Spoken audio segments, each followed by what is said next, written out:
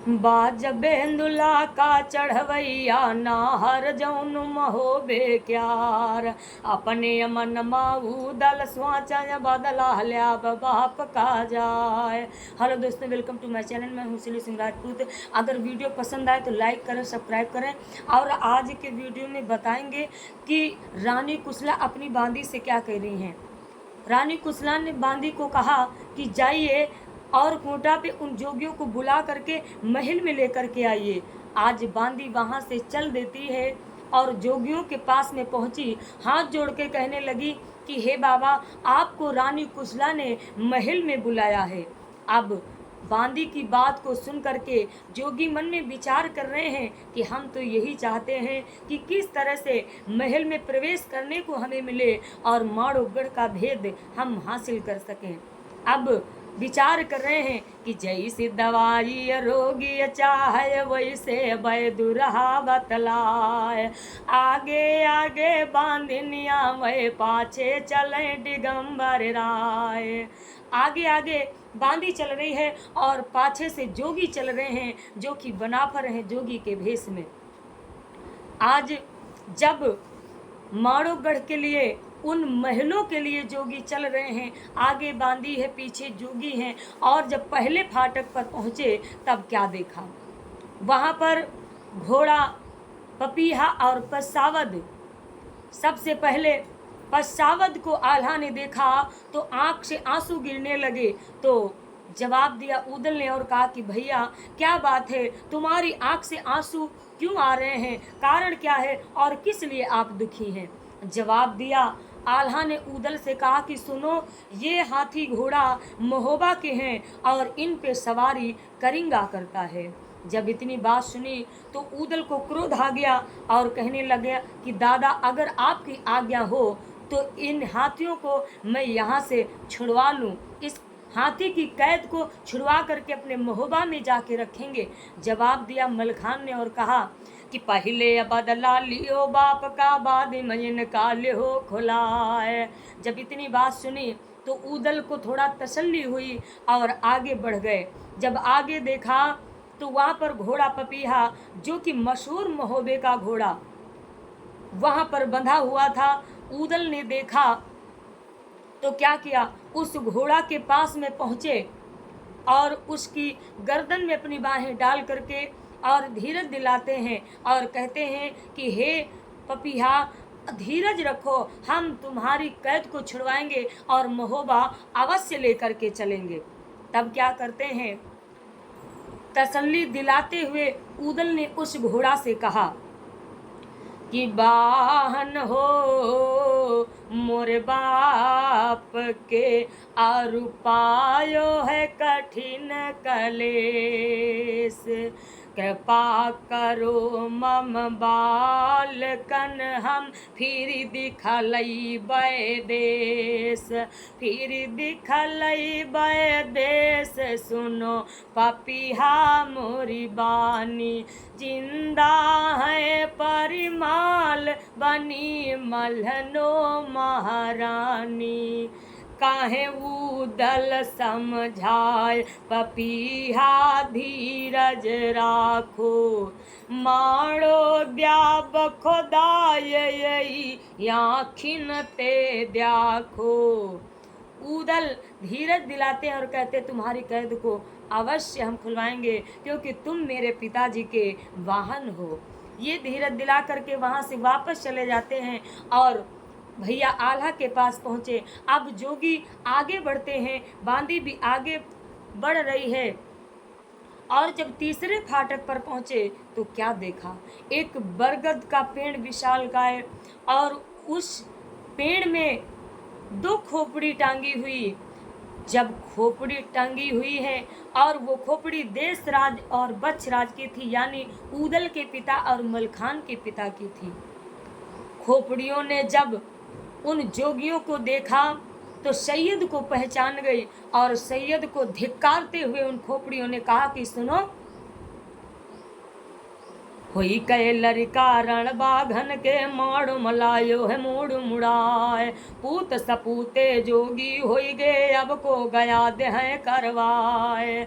आज खोपड़ियां सैयद को धिक्कार रही हैं कि वीर बहादुरों के सपूतों को तुम ले करके आए हो माड़ों में, और जोगी बना करके हमारी गया कौन करवाएगा। जवाब दिया चाचा सैयद ने उन खोपड़ियों से कहा कि भैया सुनो, हम जोगी बन करके आएंगे युद्ध करने के लिए नहीं, बल्कि हम माड़ोगढ़ का भेद लेने के लिए आए हैं।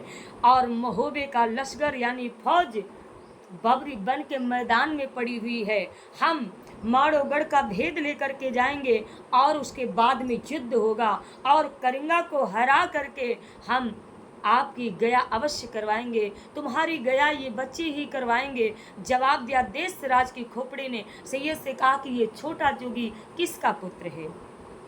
जवाब दिया सैयद ने कहा कि ये पुत्र तो दिवला का है और तुम्हारा, इसका नाम ऊदल है, ये बहुत बहादुर है और ये बहुत बलशाली भी है और जग जाहिर तलवार चलाने वाला बहादुर है।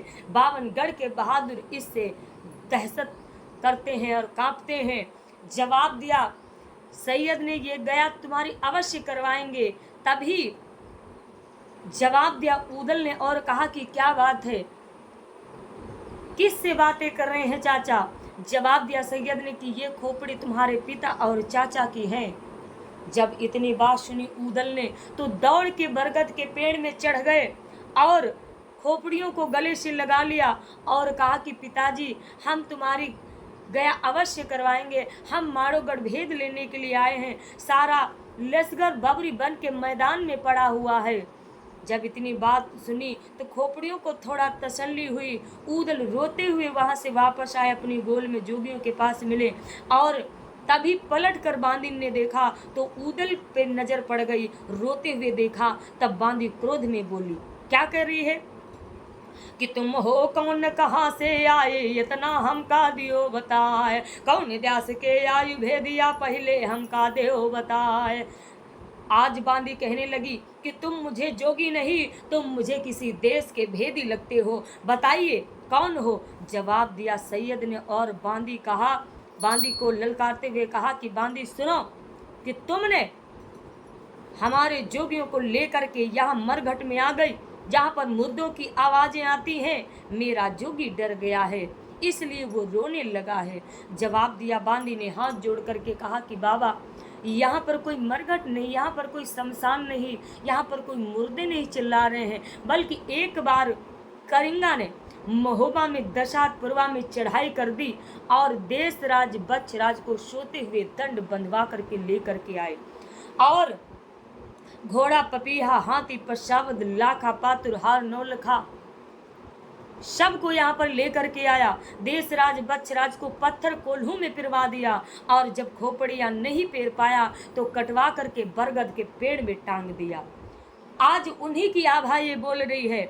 और हे बाबा, मैं भी बांदी दशातपुरवा की हूँ, अगर आप महोबे जाना तो ये संदेश मेरा कह देना वहाँ के वीरों से कि अगर महोबा में योद्धा हैं तो अपनी फौज को ले करके माड़ोगढ़ पर चढ़ाई करें और करिंगा को हरा करके हम सब की कैद को खुलवाएं।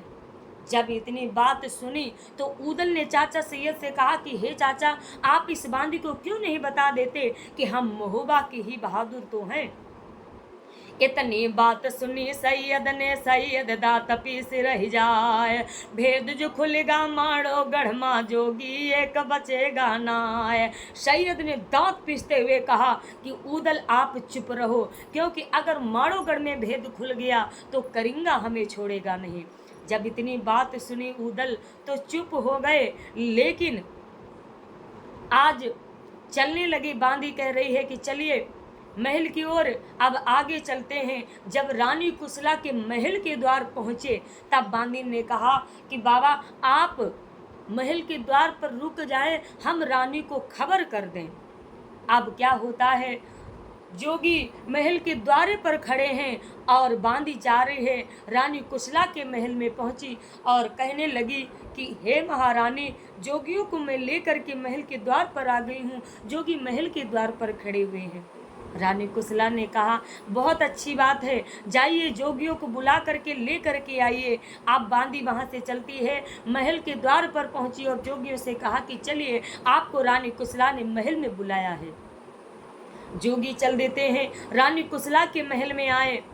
रानी कुशला ने आदर किया, सम्मान किया, बैठाया, और हुआ क्या, जोगियों से कहने लगी रानी कुशला कि हे बाबा, आप मुझे जोगी नहीं लगते, ऐसा लगता है कि आप किसी सुंदर राजकुमार है, किसी राजा के।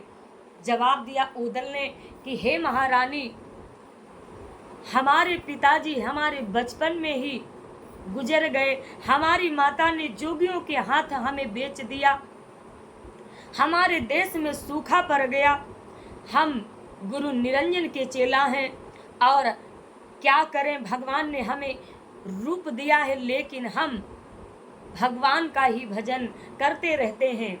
तभी जवाब दिया रानी कुशला ने और कहा कि हे बाबा, आप मुझे भजन सुना दीजिए। अब जोगियों के बाजे जब महल में बाजे तो महल में मोहिनी डाल दिया। रानी कुशला प्रसन्न हो गई। और क्या हुआ, रानी कुशला ने कहा कि जोगियों ने बहुत अच्छा भजन सुनाया है। रानी कुशला ने क्या किया, मोती न थाल भराया, रानी उदल का रही गहाय, ऐसी अबानी उदल बोले, रानी सुनियो ध्यान लगाए। उदल ने जवाब दिया कि हे महारानी, इन हीरों को मोतियों को हम लेकर के क्या करेंगे, अगर देना ही है तो माड़ोगढ़ में 9 लखा हार है, आप मुझे दीजिए, हम देश देश में आपकी कीरत गाएंगे। जब इतनी बात सुनी तो रानी कुशला ने कहा कि बाबा सुनो, हार 9 लखा हम तुम्हें तभी देंगे जब आप मुझे ये वादा करिए कि आप हमारी बेटी को दर्शन देंगे।